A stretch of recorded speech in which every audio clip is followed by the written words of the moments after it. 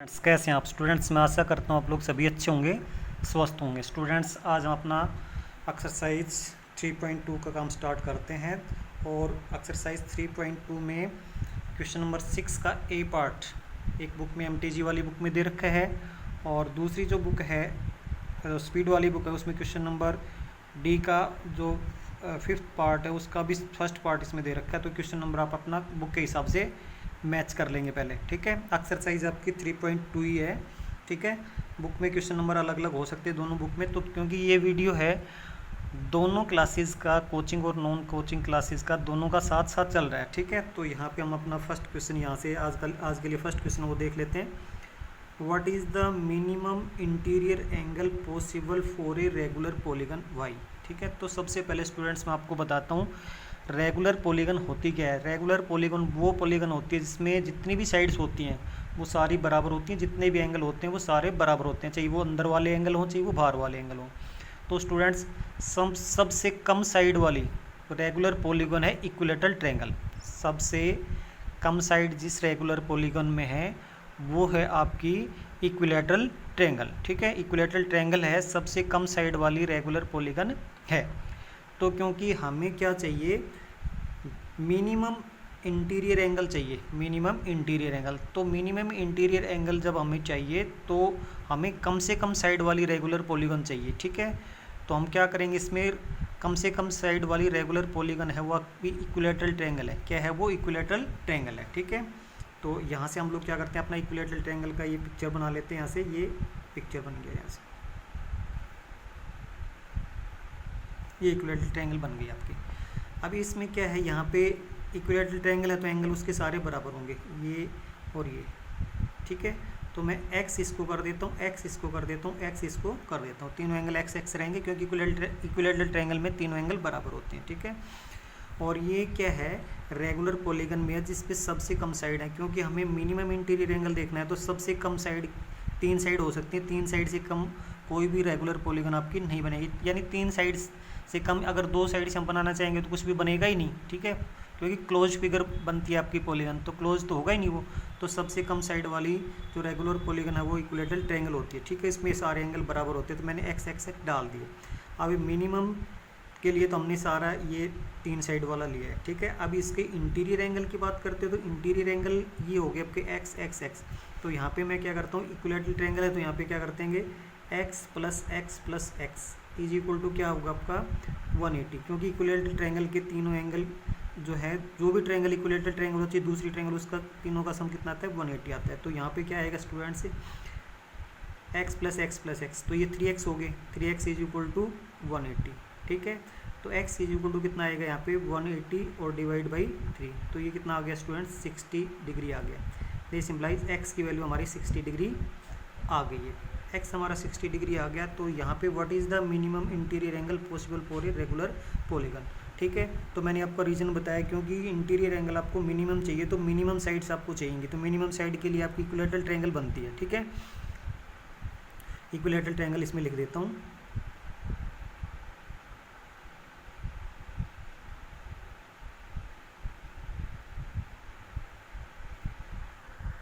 तो स्टूडेंट्स ये equilateral triangle हम लिख लेते हैं यहाँ से, इक्विलेटरल ट्रायंगल हो गई, ठीक है। तो इक्विलेटरल ट्रायंगल जो है इसमें यहाँ पर इक्विलेटरल ट्रायंगल के हिसाब से हमने 60 डिग्री का एंगल डाल दिया। तो यहाँ पे हम क्या लिखेंगे, मिनिमम एंड सो यहाँ पे लिख देता हूँ मैं, सो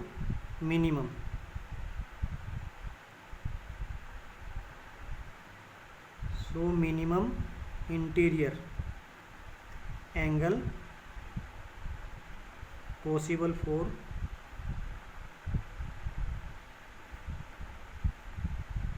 regular polygon is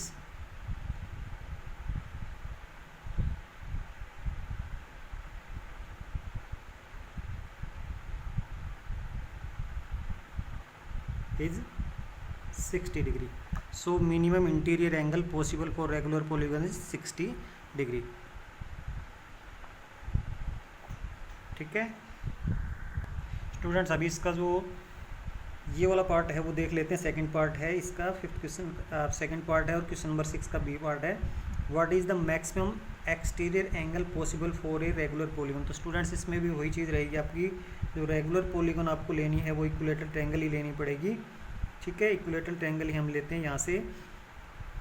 तो इसमें एक्सटीरियर एंगल की बात कर रहा है, ठीक है। मैक्सिमम एक्सटीरियर एंगल, तो मैक्सिमम एक्सटीरियर एंगल आपका ये हो गया, एक्सटीरियर एंगल मैक्सिमम चाहिए। तो मैक्सिमम एक्सटीरियर एंगल के लिए स्टूडेंट्स हमें क्या चाहिए, साइड्स मिनिमम चाहिए, साइड्स मिनिमम चाहिए। तो साइड मिनिमम कहाँ होती हैं, इक्विलेटरल ट्रायंगल में होती हैं, ठीक है, इक्विलेटरल ट्रायंगल में होती हैं। तो यहाँ पे स्टूडेंट्स हम लोग क्या करते हैं, यहाँ से ये हो गया, इसके बाद यहाँ से इसको मैं यहाँ से ये इसको यहाँ पे भी एक्स रहेगा, और इसको जब आगे बढ़ाते हैं तो यहाँ पे भी ये एक्स रहेगा, ठीक है, एक्स एक्स एक्स, ठीक है। अभी इसके बाद जो एक्सटीरियर एंगल है ये बनेंगे, इसके एक्सटीरियर एंगल, इक्विलेटरल ट्रायंगल है ये,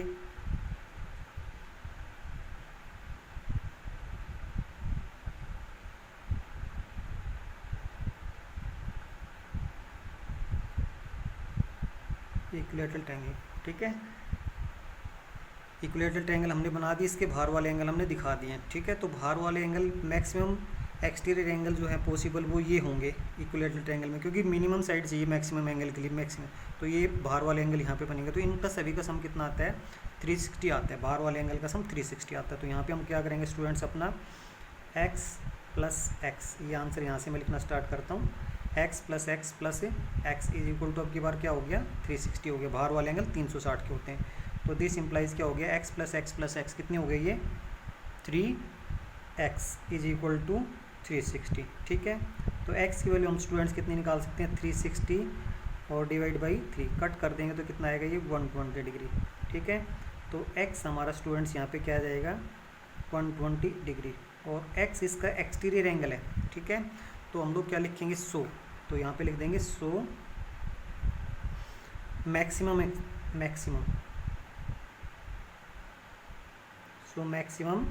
exterior angle, so maximum exterior angle possible for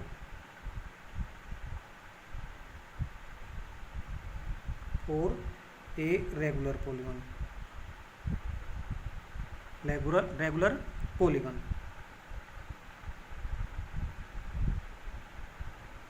is कितना, 120 degree. Maximum exterior angle 120 degree हो सकता है, और वो किस में होगा, रेगुलर पॉलीगन जो है इक्विलेटरल ट्रायंगल है ये, इसमें होगा वो, ठीक है। तो स्टूडेंट्स इस तरह से हम लोग अपना ये वाला क्वेश्चन कर सकते हैं। तो आप लोग इसको ध्यान से देखेंगे और समझेंगे। अभी स्टूडेंट्स हम अपना नेक्स्ट एक्सरसाइज का फर्स्ट क्वेश्चन कर लेते हैं।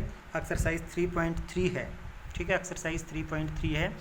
इसका जो क्वेश्चन नंबर ए दे रखा है एक बुक में, दूसरे में क्वेश्चन नंबर 1 दे रखा है। इसके 4 पार्ट हैं, 1 2 3 और 4, चारों पार्ट्स इसमें दे रखे हैं। तो यहाँ पे ये आपकी एक फिगर दे रखी है, पैरेललोग्राम बताया, इसमें पैरेललोग्राम आपका ये दे रखा है, ठीक है। तो इसमें जो इसकी पैरेललोग्राम की प्रॉपर्टी हमने पढ़ी है उनको यूज करके ये फिल इन द ब्लैंक्स आपको करने हैं, ठीक है। तो हम लोग क्या करते हैं स्टूडेंट्स, यहाँ से given a parallelogram A B C D, A B C और डी, एक पैरेललोग्राम दिया हुआ है, A B C D parallelogram दे रखा है।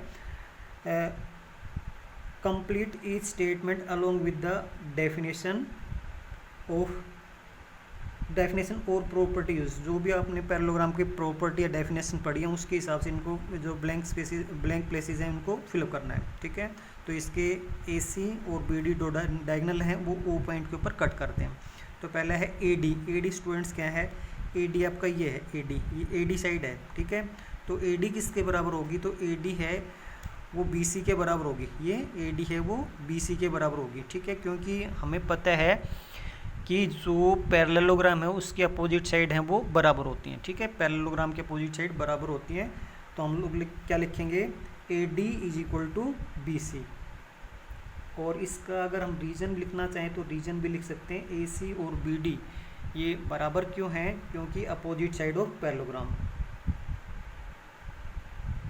अपोजिट साइड्स ऑफ पैरेललोग्राम, ये इसका रीजन रहेगा, अपोजिट साइड्स ऑफ पैरेललोग्राम, ठीक है। उसके बाद एंगल डी सी बी आपको बताना है। तो डी सी बी का है भी एंगल डी सी बी, ये वाला एंगल स्टूडेंट्स, ये वाला एंगल है किसके बराबर आएगा, यहाँ से डी सी बी एंगल है ये, क्योंकि पैरेललोग्राम में अपोजिट एंगल है वो बराबर होते हैं। तो इसका अपोजिट कौन सा रहेगा, ये रहेगा। तो हम क्या कर देंगे, बी ए डी, क्या कर देंगे इसका, बी ए डी या डी ए बी, तो डी ए बी कर सकते हैं हम लोग, D A B, angle D A B लिख सकते हैं, या बी ए डी भी लिख सकते हो, कोई भी दोनों में से लिख सकते हैं। अभी ओ सी दे रखा है, ओ सी, ओ सी कहाँ है भाई, ओ सी ये है ओ सी, तो ओ सी किसके बराबर होगा, तो ओ सी होगा ओ ए के बराबर। ओ सी, ये ओ सी जो है ओ से लेकर सी, तो ये ओ ए के बराबर होता है, क्योंकि हमें पता है कि इसके डायगोनल जो है पैरेललोग्राम के जो डायगोनल है वो बाइसेक्ट करते हैं। तो आपका जो ओ सी है वो किसके बराबर रहेगा, ओ ए के बराबर रहेगा, ये ओ ए के बराबर रहेगा। रीजन मैंने इसमें बता दिया है कि डायगोनल बाइसेक्ट करते हैं उसमें, ठीक है। अभी इसके बाद एंगल डी ए बी, और एंगल डी ए बी को पहचानो, एंगल डी ए बी यानी ये वाला एंगल, डी ए बी ये वाला एंगल, और उसके बाद सी डी ए, तो सी हो गया, डी हो गया, और ये वाला एंगल, ये दोनों एंगल, ये एंगल और ये एंगल, इन दोनों का सम कितना आएगा, इन दोनों का सम आएगा स्टूडेंट्स 180 डिग्री। और क्योंकि ये कैसे एंगल, ये एडसेंट एंगल है, ए और डी एंगल है, ये एडसेंट एंगल है, और पैरेललोग्राम के जो एडसेंट एंगल हैं, पैरेललोग्राम के जो एडसेंट एंगल होते हैं वो सप्लीमेंट होते हैं, उनका सम कितना आता है, 180 डिग्री आता है। तो स्टूडेंट्स इस तरह से हम लोग अपने फिल इन द ब्लैंक्स का काम कर लेंगे, प्रॉपर्टीज़ की अच्छी तरह से याद करेंगे। और अभी हमारा होमवर्क का देख लेते हैं, तो होमवर्क में हमें क्या करना है,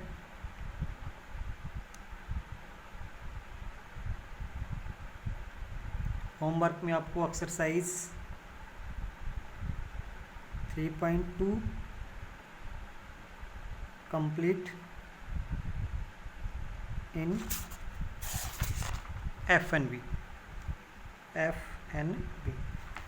एक्सरसाइज में एक्सरसाइज जो है 3.2 है कंप्लीट करनी फेयर नोटबुक में, और 3.3 का 1 क्वेश्चन हमने किया, ये आपको कर लेना है।